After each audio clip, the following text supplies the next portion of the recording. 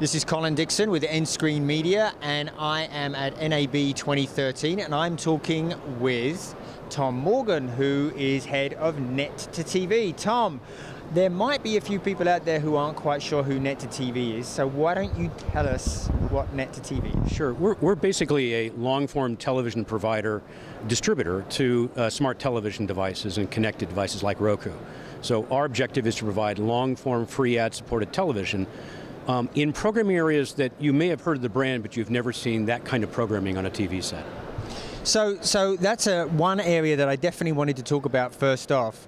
The economics of delivery are very different online, and that allows you to do things with branding that we just can't do in regular broadcast television. So tell us, let's talk a little bit about that. Tell me what you're doing with some of the branding that just couldn't be done in regular television.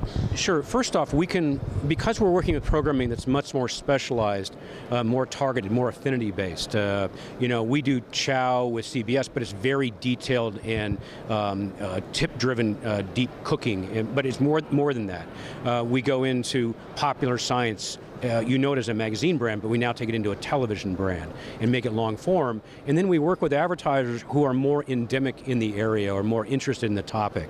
So you're seeing a class of advertiser who can be more involved, be more engaged. Everything's clickable, targetable.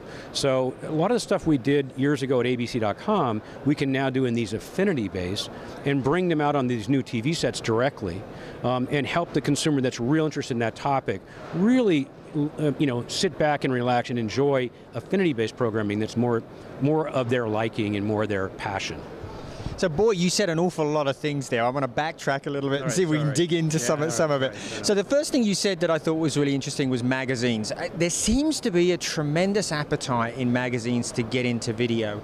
What's going on there, and how does that play out in your world, in the Net2TV world? The magazines represent specialty interest, high gloss, advertising-based properties, whether it's dogs, whether it's yachting, whether it's somebody talking about equestrian. Those are areas that are high interest from the viewer, but very niche-y, and people, you don't have a high concentration in one given service territory. They're all over the United States. They're all over the world. So by packaging those specialty interests up, we can actually go after a different class of advertiser. Besides the natural traditional television advertiser, we go after what's known as the endemic advertiser. And there's several thousand of them in the magazine area, so bringing those magazines in with known brands and given affinities, and then working with them to produce long-form advertising supported television, either as an extension of their subscription or more likely, just as if they were running a channel. They're also advertising experts already, right? They've existed in this world for a long time. Absolutely, and they know their advertiser base. They know what they need. Remember, networks like ABC, they'll have maybe 350 advertisers. The endemic specialty publisher and producers tend to have a different set of advertisers that want high production value, very targeted advertising, and they'll produce things. They just haven't been able to afford mass market television, and this is really more like controlled circuit television. And it also seems like one of the interesting things about OTT is advertisers are now no longer prepared to just sit on the sidelines and wait for a show to appear that matches what they want. They want to go out and get involved. Like Red Bull, I suppose, is probably the classic example here, but it's only one of many, right? There are a lot of people who want to get into this space and create content around their brands. I've heard the term Red Bull envy used many times, and the idea of taking your brand and really almost resembling Texaco Hour in the 1948, 53 era, and understanding why those models maybe didn't work, but how to evolve them correctly given what's going on today. So you look at like the Barbie Showcase or the American Express concert series, where they really not only want to do interstitial and brand development, but they want to be closer to branded entertainment, what's known as native advertising. They want to be more engaged with the programming. In this world, they can. So just a note, tell people what an interstitial is. Okay, so an interstitial is basically a 30-second ad. And in normal television, it's pretty easy to do. In streaming, in high quality, long form, connected television, it's been relatively difficult. We're finally perfecting it so it looks and smells like a normal TV ad. but also it can be targeted. Besides the programming being targeted, the interstitial can be inserted at time of play, called DAI, dynamic ad insertion. And it can be linkable into these branded showcases. But the problem is that in the smart TV world, there's 32 different, what's called SDK, software development kits, meaning it's very hard to build the Barbie showcase and distribute it across all the various fragmented device types. So what we do is we extrapolate it all back to the cloud, let the advertiser especially build it in the cloud, and then link into their ads. So by doing that, they have the ability to draw that audience from these targeted specialty programming interstitials, ads and shows, and link into these more branded showcases and marketing vehicles that are very interesting to people in those specialty areas. So you touched on something there that I think is probably one of the biggest problems that we have in OTT delivery, at least today, and that is the fragmentation of the platforms. So, goodness me, you only have to look at the smart TV platforms, and you don't have to count very long to get to 15 or 20 different platforms and their variations. It's incredibly hard to deliver an experience in that environment. How is Net2TV getting around that problem? So by using what's known as thin client technology, what we do is we put a very small piece of software on the TV and then move that development work outside the TV set into the internet, into the cloud. And by doing that, we can give them the ability to bring up a mosaic or a showcase or what's called a telescope, a long form video, and develop it on the back end, and then we stream it in. So by doing that, we minimize or eliminate the development costs and the distribution costs across all these device types. So our objective is by the end of the year, we're planning to have 20 million connected TV sets that we can provide cloud services into. That changes the economics of the development and the changing dynamics of an ad campaign. Because oftentimes the developers, like in the smart TV area, will sometimes have QA process, quality assurance process, in Korea that could be as long as 6 to 9 months long, or in Japan, to get on these various platforms. An advertiser could hardly survive in that kind of thing. The campaign's over by the time you get approval. Now, clearly the CE guys, the TV guys, are working to change that, but especially in the meantime, the easiest way to get the campaigns out is to extrapolate it back from that and let them reach in a very cloud-like, seamless way. That gives you cross-platform campaign management and tracking of the consumer without having to get into the software business. You got to keep the advertisers out of the software business. That was something that came up in a conversation I had this morning with Mark Adams Yes. from Accedo Broadband. Yes. And you know, he absolutely echoed what you said. He said the development cycles on many of the platforms were just simply too long to be reactive to something as demanding as an advertising campaign that you have to run right now. So this is a huge problem.